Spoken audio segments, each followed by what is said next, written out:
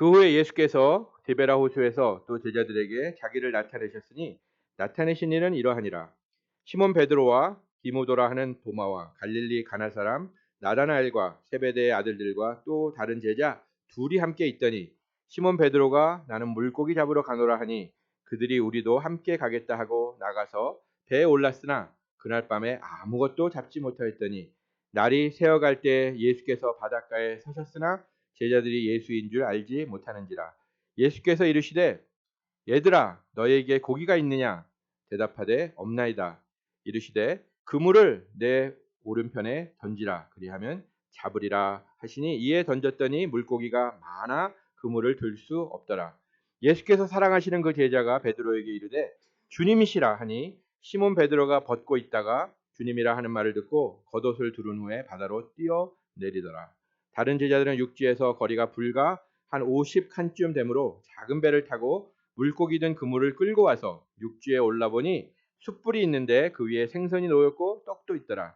예수께서 이르시되 지금 잡은 생선을 좀 가져오라 하시니 시몬 베드로가 올라가서 그물을 육지에 끌어올리니 가득히 찬 물고기가 153마리라. 이같이 많으나 그물이 찢어지지 아니하였더라. 예수께서 이르시되 와서 조반을 먹으라 하시니 제자들이 주님이신 줄 아는 고로 당신이 누구냐 감히 묻는 자가 없더라. 예수께서 가셔서 떡을 가져다가 그들에게 주시고 생선도 그와 같이 하시니라. 이것은 예수께서 죽은 자 가운데서 살아나신 후에 세 번째로 제자들에게 나타나신 것이라.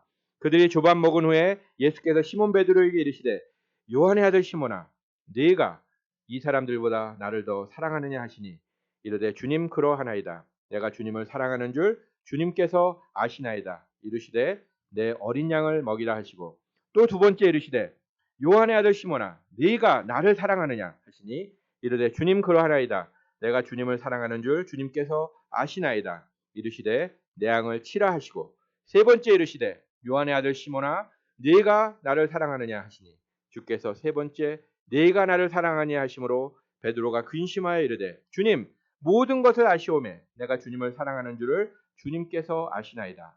예수께서 이르시되 내 양을 먹이라. 내가 진실로 진실로 네게 이르노니 네가 젊어서는 스스로 띠뛰고 원하는 곳으로 다녔거니와 늙어서는 네 팔을 벌리리니 남이 네게 띠띠우고 원하지 아니하는 곳으로 데려가리라. 이 말씀을 하시면 베드로가 어떠한 죽음으로 하나님께 영광을 돌릴 것을 가리키심이로라. 이 말씀을 하시고 베드로에게 이르시되 나를 따르라 하시니 베드로가 돌이켜 예수께서 사랑하시는 그 제자가 따르는 것을 보니 그는 만찬석에서 예수의 품에 의지하여 주님을 파는 자가 누구오니까 묻던 자더라. 이에 베드로가 그를 보고 예수께 여짜오되 주님 이 사람은 어떻게 되겠사옵나이까? 예수께서 이르시되 내가 올 때까지 그를 머물게 하고자 할지라도 네게 무슨 상관이냐? 너는 나를 따르라 하시더라. 네, 오늘 설교에서는 본문 말씀을 다 다루지는 않습니다. 그런데 오늘 본문을 길게 택한 것은 여러분들이 그 스토리가 어떻게 지금 진행되고 있는가를 다시 한번 리프레시하기 위해서 다시 한번 보기 위해서 제가 좀 길게 본문을 택했습니다. 본문에서 요한복음의 저자인 사도 요한은 예수님의 사랑을 감동적으로 전하고 있습니다. 사람들은 손가락을 걸고 맹세를 한 사랑도 상황에 따라는 헌신짝처럼 버리고도 잘합니다. 그러나 예수님은 제자들을 사랑하시되 끝까지 사랑하신 우리 주님이십니다. 이 아침에 예수님의 이 끝없는 사랑을 체험하시는 여러분 되시기를 간절히 기도합니다. 디베랴 바다는 베드로에게는 아름다운 추억이 담긴 곳입니다. 이곳은 3년 전 예수님을 만났던 영원히 잊을 수 없었던 그런 역사적인 곳입니다. 한 마리의 고기도 잡지 못해 좌절과 시류에 빠져 있을 때 예수님을 처음 만나고 주님의 도움으로 그물이 찢어질 정도로 고기를 잡았던 3년 전의 기억이 있습니다. 그때 베드로는 예수님 앞에 무릎 꿇고 엎드려 주여 나를 떠나소서 나는 죄인입니다. 이때 예수께서 그에게 말씀하셨습니다. 무서워 말라. 이제부터는 내가 너를 사람 낚는 어부가 되리라. 여러분 기억하시죠? 이 스토리. 그 후 그는 예수님의 제자가 되었습니다. 그런데 그렇게 의지하던 예수님을 그가 3번이나 부인하고 결국 주님이 십자가에서 비참하게 죽자 그는 이 먹고 사는 현실 문제를 해결하기 위해서 다시금 옛 전공을 찾아 고기를 잡으러 디베랴 바다로 왔던 것입니다. 3년 전에 버려둔 배를 수리하고 옛 실력을 유감없이 발휘하여 다시 한번 고기를 잡으려던 그의 계획이었습니다. 그런데 밤새도록 노를 젓고 그물을 던지고 당겼지만 한 마리의 고기도 잡지 못했던 것입니다. 이제 베드로는 영적으로도 실패자요. 또 현실 문제를 해결하지 못하는 인간적으로도 실패자가 되었습니다. 이제 그의 인생은 끝난 것 같습니다. 고기도 못 잡는 그런 고기잡이가 된 것입니다. 바로 그때 부활하신 주님께서 다시 한번 세 번째로 제자에게, 베드로에게 나타난 것입니다. 예수님은 베드로에게 주님을 떠나 정말 헛 그물질을 했던 그 베드로에게 다시 한번 말씀을 주시면서 그 풍성한 하나님의 은혜를 체험하게 하셨습니다. 그리고 우리에게 베드로처럼 오늘도 주님을 떠나 혹시 세상에서 그 헛된 그물질을 하는 우리에게 묻고 계십니다. 너희는 나를 떠나 무엇을 잡았느냐? 너희는 성공을 했느냐? 너의 삶에 만족하느냐? 너의 삶에 의미가 있느냐? 이 질문 앞에 많은 사람들이 예수님을 떠나 있으면서도 행복이 없음에도 불구하고 그를 인정하지 않고 있습니다. 그 영혼은 궁핍함과 곤고함으로 울부짖고 탄식하면서도 계속 이 세상에서 헛된 그물질을 하고 있는 것입니다. 우리는 예수님의 이 질문들에 정말 진지하게 내 자존심을 내려놓고 교만한 마음을 회개하며 우리의 삶을 하나님 앞에 와서 바로 잡겠다는 그런 결단이 있는 이 시간이 되기를 주님의 이름으로 축복드립니다. 예수님은 그 베드로를 위하여 아름다운 비치 파리를 열어주셨습니다. 그리고 환영했습니다. 베드로가 육지에 올라와 보니까 숯불이 빨갛게 타오르고 있었습니다. 아마 새벽 미명 아침이었을 때니까 날씨가 상당히 추웠을 것입니다. 제자들은 숯불을 중심으로 빙 둘러 앉았습니다. 이 숯불은 사랑의 숯불이며 이 사랑의 숯불에 냉랭한 제자들의 마음이 심령이 녹기 시작했습니다. 예수님은 배고프고 지친 이 제자들을 위하여 친히 아침 식사를 요리하신 것입니다. 그리고 제자들이 방금 잡아온 생선을 가지고 생선 꼬치를 또 만드신 것 같습니다. 생선 구이를 만드셨습니다. 이 비치파리에는 예수님의 용서의 사랑이 잘 나타납니다. 예수님을 배반했던 제자들에게 그저 그 무거운 20kg 정도 되는 배낭을 메고 해변 구보를 시켜도 제자들은 할 말이 없었을 것입니다. 또한 베드로에게 베드로야 정말 네가 그럴 수 있었느냐 하고 감정에 호소할 수도 있었을 것입니다. 그러나 예수님은 변함없이 제자들을 사랑하셨습니다. 예수님은 베드로의 모든 허물과 실수를 다 용서하셨습니다. 이때 베드로를 포함한 제자들은 그 예수님의 사랑에 감동하여 아마 그들의 눈시울이 뜨거워졌을 것입니다. 아마 다른 때 갖다 뜨면 그 생선구이를 서로 먹으려고 다투었을 것이지만 그들은 말을 잊었고 먼저 선뜻 나서서 먹는 자가 없었습니다. 그리고 이 비치파리는 그 제자들에게 베드로에게 영원히 잊을 수 없는 잔치가 되었고 사도 요한은 나중에 이것을 갖고 하늘에서 열리는 그 잔치와 비교하기도 했습니다. 베드로는 잊을 수 없는 비치파리를 통하여 비로소 영적인 눈이 띄어지고 영광스러운 부활의 예수님을 만나게 되는 은혜를 누렸습니다. 은혜를 배반한 사람은 사실 원수들보다 더 밉다는 말이 있습니다. 그런데 예수님은 그 배반한 베드로를 용서하셨던 것입니다. 예수님의 사랑은 변함없는 사랑이요, 끝없는 사랑이요, 거룩한 사랑이요, 무조건적인 사랑이었던 것입니다. 그 사랑으로 주님은 이 베드로가 믿음의 장부로 서 있지 못하고 예수님을 부인하고 실패하고 낙심하여 있는 것을 안타까운 심정으로 바라보았던 것입니다. 열심도 있는 자였습니다. 누구보다 용기도 있는 베드로였습니다. 그러나 그의 신앙이 아직도 어린아이처럼 미숙하다는 것을 주님은 알았기에 주님께서 베드로와 이제 세 가지의 질문을 통해서 그의 믿음을 다시 세우기를 원하십니다. 나 주를 버릴지라도 주를 버릴지라도 나는 주를 버리지 않겠다고 장담했던 그런 베드로의 관정에서 그 가까이 가지도 못하고 대제사장의 뜰에 서서 하속들과 함께 불을 쬐다가 3번이나 주를 부인했던 그 베드로, 그 연약함을 주님은 아시기에 이 세 가지의 질문을 통해서 베드로를 다시 회복시켜 주십니다. 첫 번째, 이렇게 다정하게 물으십니다. 베드로야, 요한의 아들 시몬아, 이 사람들보다 나를 더 사랑하느냐? 이 질문은 비교하는 사랑의 깊이를 이 사람들보다, 이 사람이라는 건 무엇이죠? 영어로는 needs라고 이렇게 되어 있는데 그건 사람이 될 수도 있고 물질이 될 수도 있고 이상이 될 수도 있고 우리의 삶의 목적이 될 수도 있습니다. 예수님은 이런 것들보다 비교하여 나를 더 사랑하느냐라고 묻고 계시는 것입니다. 다른 제자들보다 여기 있는 6명의 제자들보다 나를 더 사랑하느냐. 그 사람들도 나를 사랑하는데 요한이 나를 사랑하는데 요한보다 나를 더 사랑하느냐. 또 지금 만선으로 잡아온 이 고기들보다 이 물질들보다 나를 더 사랑하느냐. 또 네가 가진 이 직업으로 인해 생길 수 있는 여러 가지 물질적인 혜택 그것보다 나를 더 사랑하느냐라는 질문입니다. 오늘 이 질문으로 우리에게 물으실 때 우리는 무엇라고 대답하겠습니까? 베드로가 예수님을 부인한 것은 능력이 부족하여서도 용기가 부족하여서도 아닙니다. 그의 삶 속에 부족했던 것은 예수님을 향한 절대적인 사랑이었습니다. 사랑하는 마음이 있었다면 죽음을 무릅쓰고 예수님의 십자가에 가는 길에 동참했을 것입니다.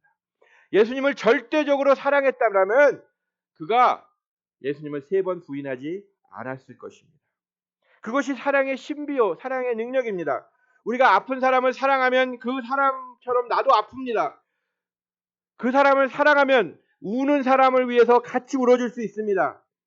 이 세상의 모든 문제는 돈이나 명예가 아니라 근본적으로 이 사랑의 문제입니다. 사랑하면 모든 것이 다 이해가 되고 생명마저도 같이 할 수 있기 때문에 그렇습니다. 사랑은 모든 것을 잊어버리게 만들어줍니다.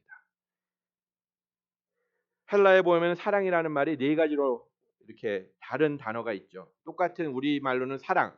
근데 아가페요, 스톨게요, 에로스요, 필리아. 다 여러분 아마 들어보셨을 것입니다. 주님과 베드로의 대화에는 에로스와 스톨게라는 단어는 사용되지 않고 아가페와 필리아라는 단어만 사용되고 있습니다. 아가페오 하는 이 아가페, 이것은 가장 높고 고상하고 희생적인 사랑, 바로 하나님의 사랑입니다. 숭고하고 헌신적이며 완전히 이타적인 그런 사랑이 아가페의 사랑입니다. 그 반면에 필레어, 이 필로라고 베드로가 대답한 그 필로는 정말 인간적인 사랑입니다. 조건적인 사랑입니다. 우정에 가까운 사랑입니다. 우정도 완전하다고요? 그럴 수도 있죠. 그러나 여러분들의 학창 시절에 그 우정을 나눴던 친구들과 얼마나 지금 연락하고 계십니까? 이거는 깨질 수 있는 사랑입니다. 내가 불편하면 나 먼저 사랑할 수 있는 것이 깰 수 있는 것이 우정이기도 합니다. 예수님이 베드로에게 요구하셨던 사랑은 이 아가페 사랑, 최상의 사랑으로 주님만 사랑하는 것이었습니다. 여기 많은 분들이 아마 결혼식을 하셨을 것인데 결혼 서약을 아마 하셨을 것입니다. 대략 이런 내용이었겠죠. 어느 때 어디서나 어떤 일을 당해도 기쁠 때나 슬플 때나 강건하거나 병들거나 부유하거나 가난하게 되는 모든 경우에도 아무개시 당신만을 사랑하고 아무개시 그대만을 사랑하고 존중히 여기며 도와주고 보호하며 진실한 배우자로서 일정한 부부의 도리와 정조를 굳게 지킬 것을 진실하게 서약합니다. 기억하세요? 이 서약? 예. 저도 이 설교를 준비하면서 서약을 보니까 마음이 새롭더라고요. 어제 좀 약간의 화날 일이 있었는데 이걸 바로 생각하고 제가 바로 그냥 리빙룸으로 내려가서 화를 사겼습니다.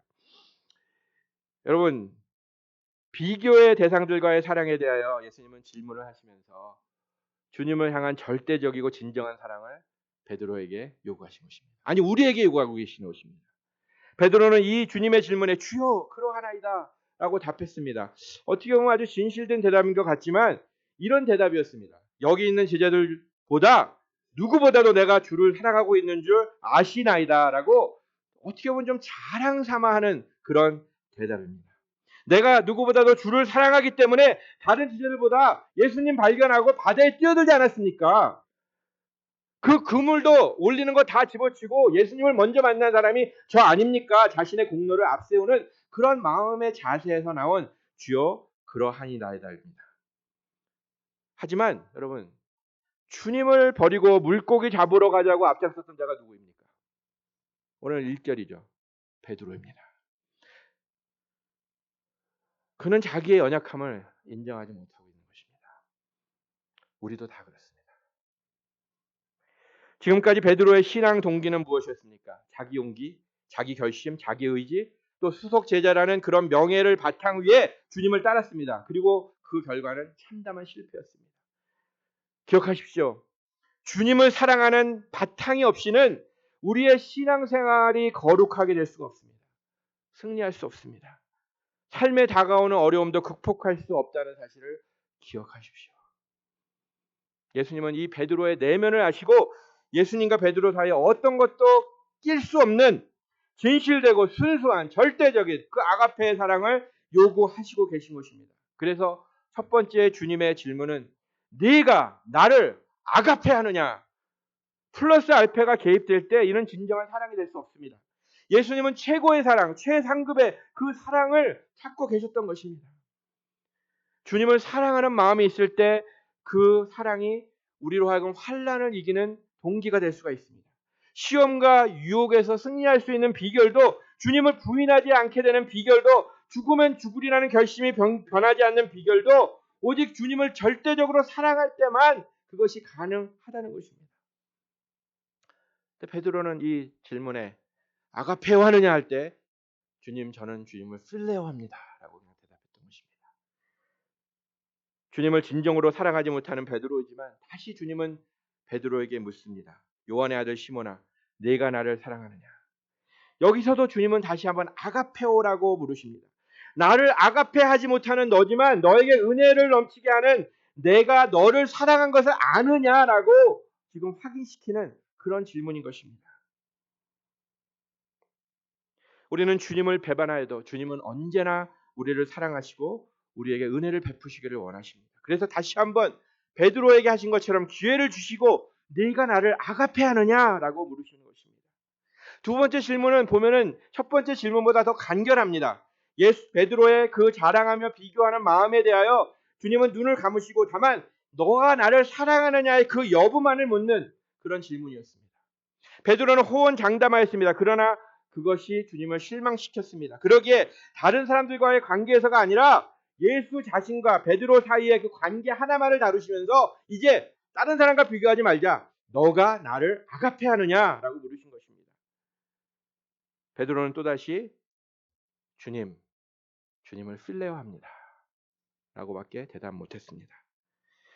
아직도 깨닫지 못하는 베드로를 보시고 애타는 심정으로 주님께서 요한의 아들 시몬아 네가 나를 사랑하느냐라고 세 번째 물으십니다. 그런데 이 세 번째 질문은 네가 나를 아가페하느냐가 아니라 네가 나를 필레오하느냐입니다.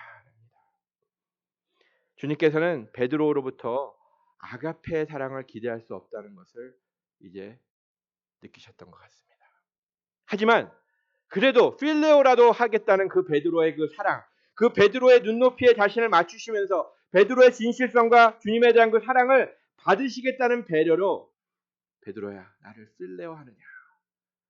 그때 베드로는 다시 한번 주님을 필레오 합니다. 라고 대답했던 것입니다. 베드로는 자기가 주님을 사랑하는 것을 몰라주시는 것 그렇게 생각하고 근심하였다고. 왜? 다시 한번 물으시는데 이번에는 아가페오가 아니라 필레오로 물었기 때문에 자기도 느낀 것이 있었던 것 같습니다. 근심하였다고 합니다. 우리가 다 이렇습니다.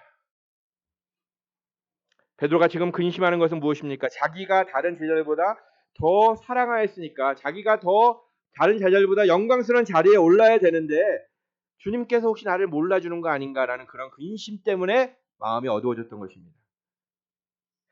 예수님을 세 번째 부인했던 베드로였습니다. 사실 그로서는 주님께 솔직하게 아가페오합니다라고 대답하기가 힘들었을 것입니다. 그래서 주님 그저 주께서 아십니다. 주여 그러하이다. 내가 주를 필레오하는 줄 주께서 아시나이다라고 대답했던 것입니다. 그는 예수님과 생명을 함께하지 못했기 때문에 감히 주님 내가 주님을 절대적으로 사랑한다고 할 수는 없습니다라고 했던 것입니다. 우리도 그렇지 않습니까? 정말 솔직히 이 시간 주님께서 여러분들에게 네가 나를 아가페야 하느냐? 그때 그렇습니다. 당연하죠. 하나님, 주님 아가페어 합니다. 라고 말하실 수 있으십니까? 예수님은 베드로의 이 사랑 고백을 들으시고 말씀하셨습니다. 내 양을 먹이라. 내 양을 치라. 내 양을 먹이라. 이는 참 하나님의 사랑이 다시 한번 나타나는 장면이라고 저는 생각했습니다. 베드로의 현재 모습과는 상관없이 베드로를 하나님의 복음 역사의 계승자로 삼으시겠다는 예수님의 의지요, 예수님의 소망이 드러나는 그런 대답이었던 것입니다.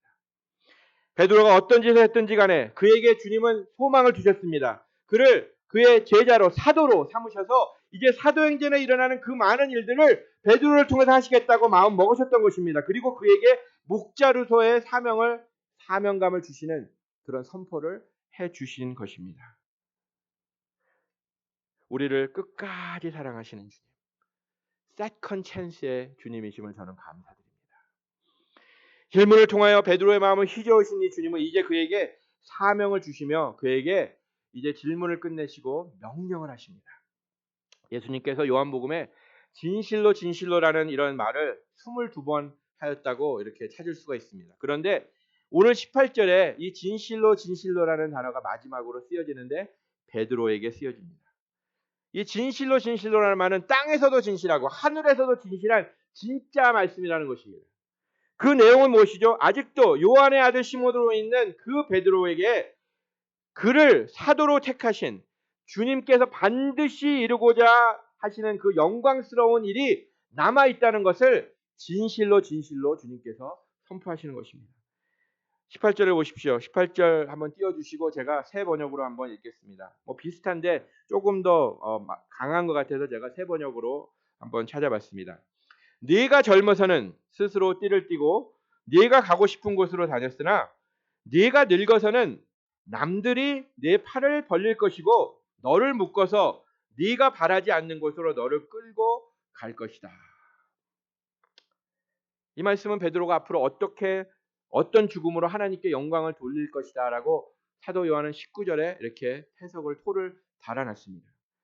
예수님은 베드로에게 질문을 하시고 아가페어 하느냐? 필레오 합니다. 그래, 필레오라도 좋다. 하지만 내가 너를 이제 정말 사람 낚는 어부가 되게 하겠다 하시고 하지만 그 장래에 일어날 일에 대해서 예고를 하시는 것입니다.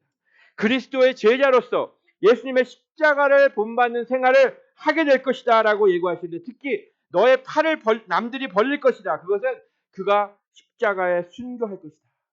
그 순교함을 통해서 하나님께 영광을 돌릴 것이다 라는 그런 선포를 하는 것입니다.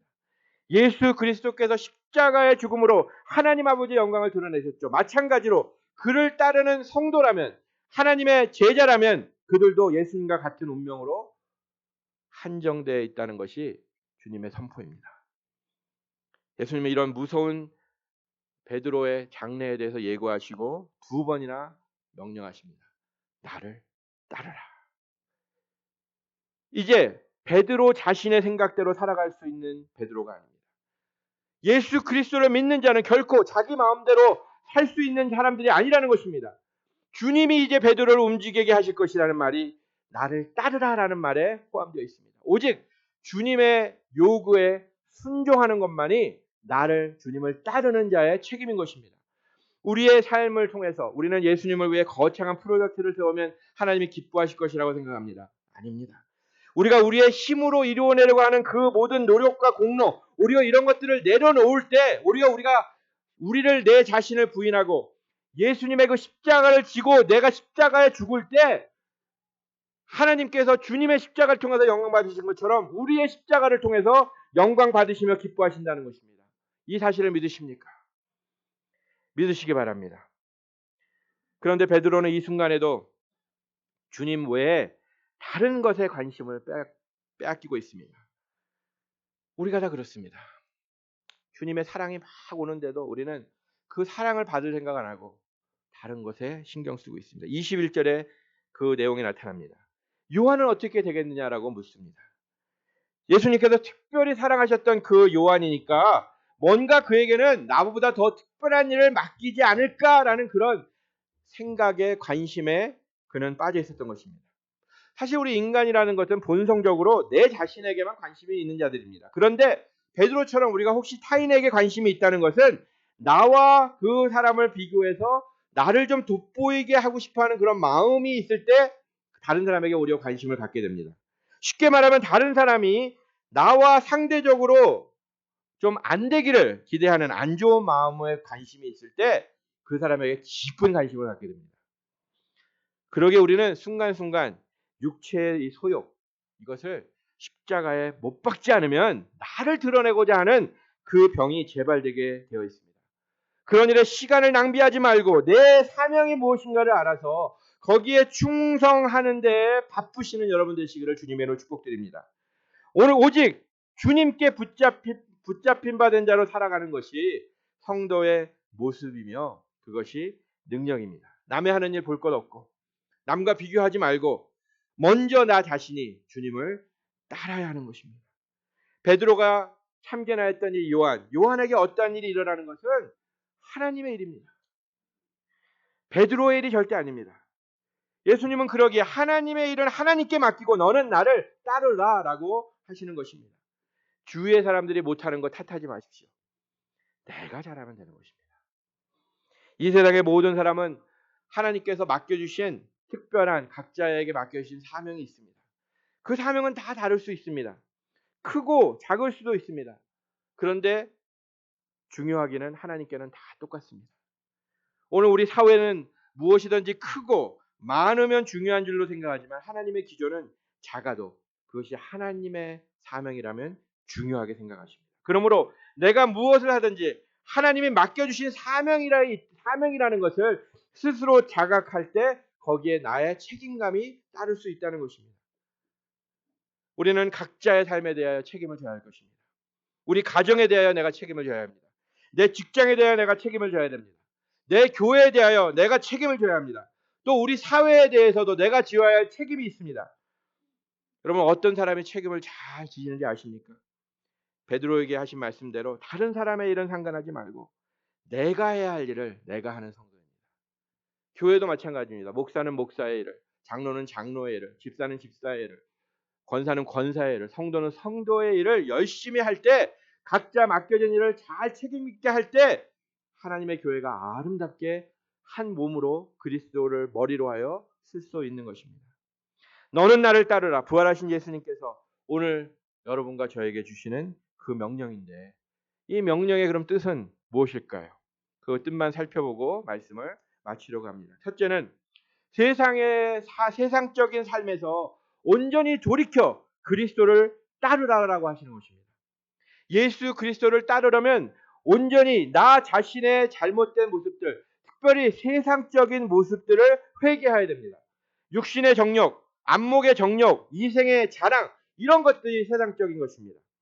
그리고 세상 사람들의 사상, 세상 사람들의 풍속, 세상 사람들의 행동, 세상 사람들의 생활을 따르는 것이 아니라 그리스도를 따라가는 것이 그리스도를 따라가는 삶입니다. 우리를 죄로 이끄는 이 세상적인 모습에서 떠나는 것, 그것이 그리스도를 따르는 첫 발걸음이 되는 것입니다. 거기에는 회개가 분명히 있어야 됩니다. 내가 그동안에 세상적으로 살았던 것 하나님 용서하여 주시옵소서. 십자가의 보혈의 피로 나를 구원하신 하나님, 그 십자가의 보혈의 능력이 나를 깨끗게 하여 주시옵소서라는 회개의 기도로부터 시작할 것입니다. 하지만 이 죄악된 세상적인 것에서 나를 돌이키는 것 절대로 쉬운 것이 아닐 것입니다. 너무나 그것이 달콤하고 너무나 유혹스럽기 때문에 그렇습니다. 여러분 롯의 아내를 기억하시죠? 롯의 아내가 세상을 사랑하다가 결국 뒤를 돌아보다가 어떻게 됐습니까? 소금 기둥이 되지 않았습니까? 나 자신이 세상적인 것을 버린다는 것, 이것이 힘든 것이지만 우리가 반드시 해야 될, 주님을 따르기 위해서는 밟아야 될 발걸음입니다. 둘째로 주님을 따르라는 것은 예수님을 배우라는 것입니다. 예수님께서 말씀하셨습니다. 수고하고 무거운 짐진 자들아 다 내게로 오라. 내가 너희를 쉬게 하리라. 나는 마음이 온유하고 겸손하니 나의 멍에를 메고 내게 배우라. 수고하고 짐진 자들아 하면서 나를 따르라고 지금 초청하시면서 맨 마지막에 나에게 배우라라고 말씀하십니다. 따른다는 것은 배우는 것을 의미하고 있습니다. 나를 따르라는 것, 주님을 배우는 것, 뭘 배워야 되겠습니까? 예수님의 성품과 그의 아름다운 생활을 배우는 것입니다. 그리스도의 온유한 성품, 그리스도의 겸손한 마음, 그리스도의 사랑, 그리스도의 순결한 생활, 그리스도의 공의, 그리스도의 용기, 그리스도의 십자가의 희생 정신을 우리가 배우면서 살아가는 것이 그리스도를 따라가는 것입니다. 그래서 점점 그리스도를 닮아가는 성화에 성공하는 것입니다. 그리스도처럼 장성하게 되는 것입니다. 믿음에 덕을 더하고 덕에 지식을 더하고 지식에 절제를 더하고 절제에 인내를 더하고 인내에 경건을 더하고 경건에 형제 화목을 더하고 형제 화목에 사랑을 더하여 그리스도의 장성한 분량까지 완전한 데까지 우리가 잘하도록 그렇게 하여 배우기를 노력하는 것이 바로 주님을 따르는 자의 모습인 것입니다. 셋째로는 예수님이 하신 일을 그대로 행하라는 명령입니다.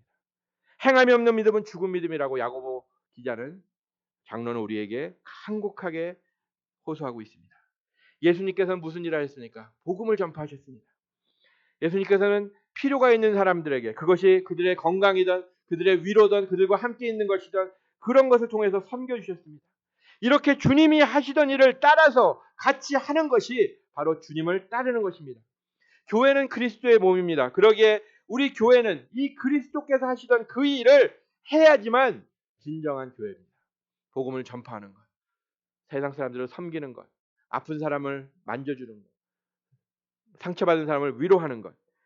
우리 한 사람 한 사람이 주님이 하시던 이 일을 할 때 우리는 그리스도의 몸된 교회로서 올바른 주님을 따르는 그런 교회가 될 수가 있는 것입니다. 마지막으로 주님께서 나를 따르라 하신 말씀은 주님의 명령이 주님의 가르침이 우리의 이치에 맞지 않고 합리적이지 않고 상식적이지 않는다 하더라도 주님의 명령이기에 무조건 따라오라는 것입니다.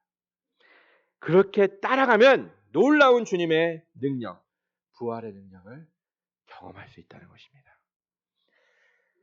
어떤 목사님의 설교 중에 들었던 예화를 제가 기억하여 이렇게 여러분과 나누길 원합니다. 아마 한국의 그 농촌에서 있었던 일 같습니다. 오랜 가뭄으로 농사에 어려움이 많았습니다. 어느 집사님이 그 마른 논에 물을 대기 위하여 밤새도록 양수기로 물을 퍼 올렸다고 합니다. 이젠 되었겠지 하고 다음날 나가보니까 물이 하나도 없었던 것입니다. 이렇게 살펴보니까 아래 논의 임자가 뚝에 구멍을 내어 그랑 물을 다 빼나간 것입니다. 분노가 끓어오는 것을 참고 그래 내가 집사니까 오늘 한번 참아야지. 다음 날도 밤새도록 물을 퍼올렸습니다. 그런데 그 다음 날도 아랫논 임자는 또 물을 빼버렸던 것입니다. 너무나 화가 나고 어처구니가 없어서 이제 무슨 일을 좀 낼 것 같은 그런 마음이 있어서 좀 화를 사기기 위해서 목사님을 찾아갔습니다. 그리고 상의를 했습니다. 근데 목사님께서 대답하시기를 이럴 때 내가 어떻게 그 사람에게 보복할까 생각하지 마시고 십자가에서 나를 위하여 모든 것을 희생하신 주님이시라면 어떻게 하실까 묵상하십시오, 집사님. 그리고 주님 뜻대로 순종하십시오. 아니 목사님 이 이상 어떻게 더 참겠습니까? 2번이나 그랬습니다. 그러지 말고 오늘 밤에 한 번 더 오늘도 물을 또 다 빼앗겼다라고 생각하시고 그 고약한 사람의 논에다 먼저 물을 좀 가득히 채워주시고 그리고 집사님의 논에 물을 채워주십시오.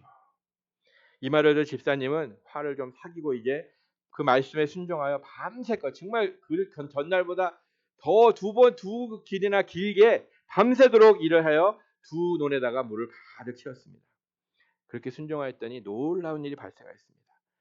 그 고약한 사람이 다음날 이 집사님을 찾아와서 엎드려 절하며 사과하여 말하기를 당신이 나를 죽이려고 방망이를 들고 오는 꿈을 꿨습니다. 근데 도리어 아무런 일도 벌어지지 않고 내 논에다가 다 물을 데워주시니 이게 웬일입니까? 어떻게 그럴 수 있습니까? 그때 집사님께서 예수님께서 나를 사랑하셨기 때문에 믿는 대로 한 것뿐입니다. 그때 그 못된 사람이 예수 믿는 것이 이런 것입니까? 나도 예수 믿어도 되겠습니까? 그래서 원수가 될 뻔한 사람들이 이제는 예수 그리스도의 사랑을 나누고 함께 예배드리는 형제가 되었다라는 그런 간증이었습니다. 사랑하는 성도 여러분, 보통 상식으로는 이해할 수 없고 행할 수 없는 일들이 우리에게 명령으로 주어집니다. 하나님의 말씀이 많이 그렇습니다. 원수를 사랑하라. 오른뺨을 때리면 왼뺨도 대라. 겉옷을 달라는 사람에게 속옷까지 줘라. 여러 가지 일이 참 힘듭니다. 하지만 그 일에 우리가 순종하여 주님을 따르면 놀라운 일이 일어납니다. 하나님이 우리를 사용하시기 때문에 그렇습니다. 결론을 내리겠습니다. 예수님은 도망간 베드로를 찾아 아름다운 비치 파티를 준비하시고 그들을 초청해 주셨습니다. 이 예수님의 사랑은 포기하지 않는 사랑이요 용서의 사랑입니다. 그리고 예수님은 베드로에게 이 사랑의 관계성을 다시 한번 회복시키시면서 피로 사신 양떼들을 그에게 맡기셨습니다. 오늘 우리가 살펴본 주님의 질문과 이 명령, 이것은 너라고 지명하며 여러분과 저 우리 개인에게 하시는 말씀입니다. 다른 사람을 어떻게 하든지 너는 나를 아가페 하느냐. 너는 나를 따르라. 정말 예수님을 아가페 하십니까? 정말 주님을 따르시겠다 결단하십니까? 기도하시겠습니다. 하나님, 베드로와 같이 우리는 많은 실수를 합니다. 주님을 마음에 모시고도 주님 없는 것처럼 살아갈 때도 많습니다. 주님 사랑한다고 하지만 그저 주님 필레오 합니다라고 밖에 대답 못하는 저희들입니다. 하지만 주님은 끝없는 사랑으로, 한없는 사랑으로 우리를 사랑하시며 우리에게도 그런 절대적인 사랑을 요구하고 계십니다. 그러며 이제 나를 따르라라고 우리를 보내고 계십니다. 우리가 또 이 뉴라이프 선교교회가 주님을 정말 사랑하며 주님의 명령에 순종하여 주님의 놀라운 능력을 이 세상에 펼치는 그런 교회 될 수 있도록, 이번 한 주가 될 수 있도록, 그래서 주님께 우리의 십자가를 지는 삶을 통해서 영광 돌릴 수 있도록 우리의 삶 속에 역사하여 주시옵소서.